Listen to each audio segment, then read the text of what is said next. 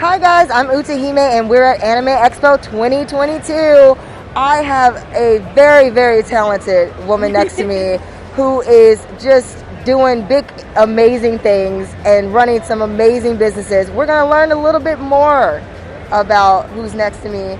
But let me have you actually do the proper introduction because I don't think I can do it justice. Can you please tell everyone who you are, your pronouns, and also too a little bit about your brand? Okay. My name is Cindy Cortez. My pronouns are she, her, and I'm the owner of Newtown HQ and one half of Sonic Boombox, which is an event organization that works with with Crunchyroll, PAX, and other big brands. I can not mention all of them. But Newtown HQ is actually my store, which is based in New York, and it has a little bit of everything. We work with big companies like Tokidoki, but also curate small artists to feature their item next to those brands, so we give everybody a fair opportunity. Amazing. I want to dive deeper into basically kind of the origins of Newtown and Sonic Boombox. Like, how did you get the businesses started? What was the journey like? Oh my god! For Sonic Boombox, it started I think almost 7 years. No, more than that. Oh my god! I can't even think about time frame right now. But Sonic Boombox started with doing little happy hours in New York for people that couldn't find places to be nerdy. You know, we do have conventions, but you want to be nerdy all year round. So we'll throw little happy hours at local bars, and from there it just kept growing and growing to full events and parties that happen. And I've been. It's amazing. They're amazing. So that's how it started. Just started creating a safe space for nerds, and then now it's like big parties.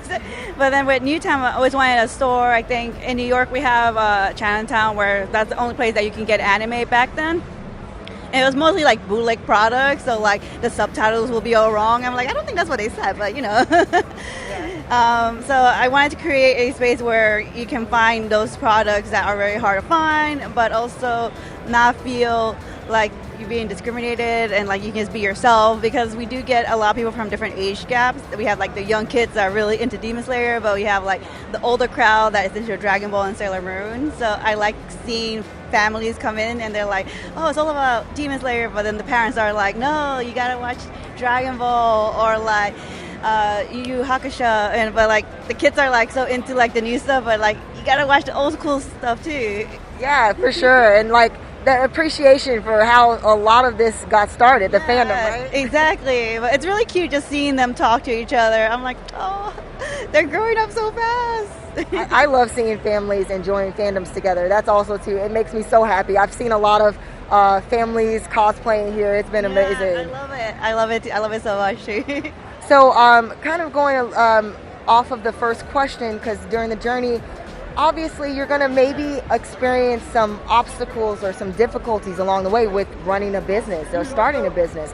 Can you kind of talk about maybe some examples of things that you had to kind of overcome, but kind of lessons that you learned from that? Yes. So I think one of the big things was this pandemic.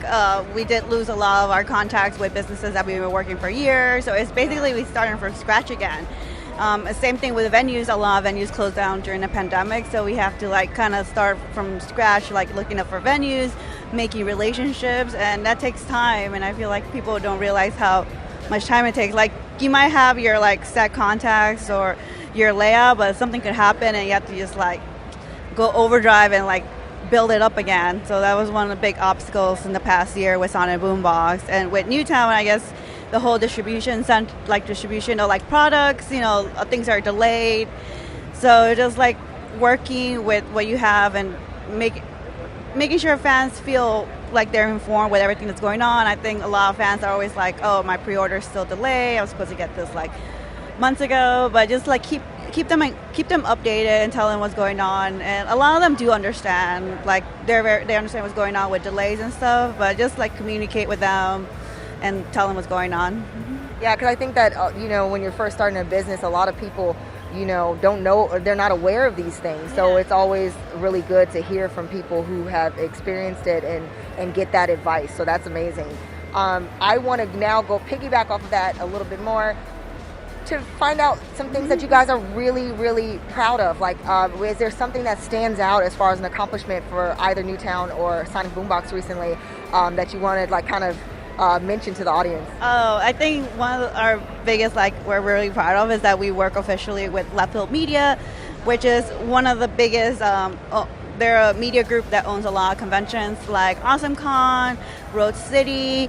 I think Big Easy, and of course one of our biggest anime cons in New York, which is Anime NYC. So we're officially their official partners for like nightlife parties. So we're very proud to say that that's one of our biggest like employees and one of the people that believes in us so much. So definitely working with Left Field Media.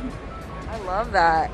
And that's amazing. The fact that you guys, I feel like I just see you guys popping up everywhere now. I'm like, yeah, yeah, we're back. That's the thing too, like just getting back into the like group of people like, oh man, you can believe you guys are back. But then also like this past 2 years, a lot of people turned 21 and they're like, oh, it's Sonic Boombox. I'm like, oh man, it's like party time, 21, woo.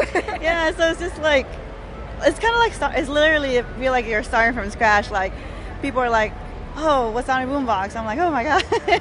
2 years ago, we used to do parties, and now we're back. So, yeah, just basically reteaching people the whole day, which is so weird to, like, just, like, start from scratch. Yeah, for sure. I want to know if someone is not familiar as far as, like, with Sonic Boombox or Newtown, like, and they're trying to figure out what really separates those two from like other businesses that maybe like throw parties for the nerdy fan base, or even like certain stores that may sell certain anime memorabilia, things like that. What really separates from you guys from the rest of the group? For Sonic Boombox, I think like we really are proud that we're from New York and we have more of a hip hop vibe. So, and also we have a very chill vibe. We don't have a dress code. You can come dressed full cosplay, or if you just want to wear some slippers and a t-shirt or no t-shirt, you guys can come in. Like, we're very chill. Like, just come and feel comfortable. That's the most important thing about Sonic Boombox. Like, we have no dress codes. It's just, I guess we just come from like a time where the only places to go out and dance was like clubs, and you had to wear high heels, you had to dress up, which there's nothing wrong with it, but sometimes you just want to just like wear a t-shirt and some sneakers. So or a kigu, and like slippers. Yeah. So like that's the thing about Sonic. Like, we want to make you feel as comfortable as possible. So I think that's the thing that really differentiates us from other events. Like, there's no dress code. We're more hip hop and like very chill. But with Newtown, I think I like to work a lot with like small artists and feature them and integrate that into like bigger brands and make them to show people that you can feature small artists and big brands next to each other, because to me, I think they have the same amount of talent.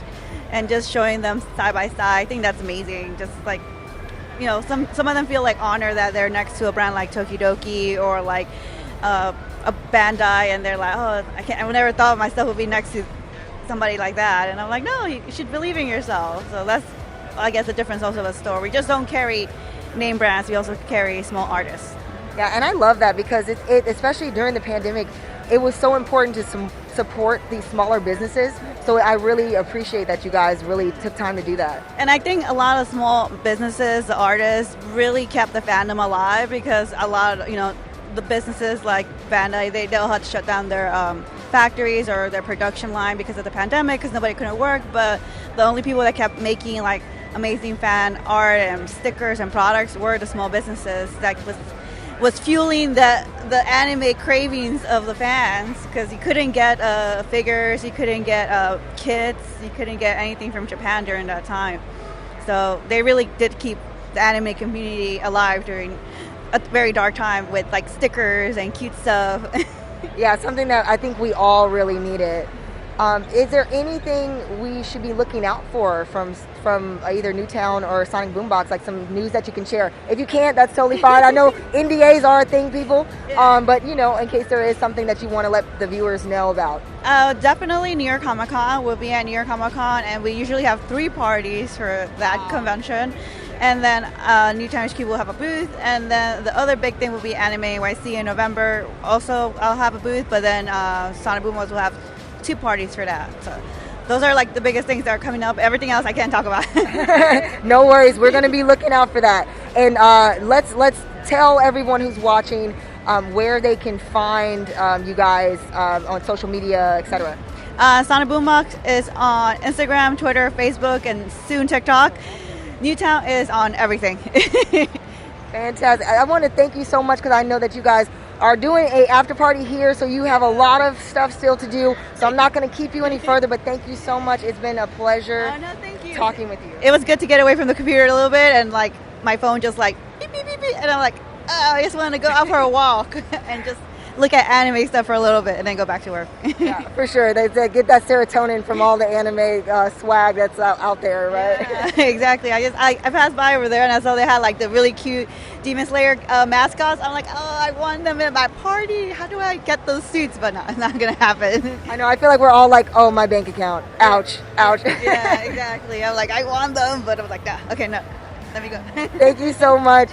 And thank you all for watching. Again, I'm Utahime. We are here at Anime Expo 2022. We got more from the Geek Life coming at you, so stay tuned, guys.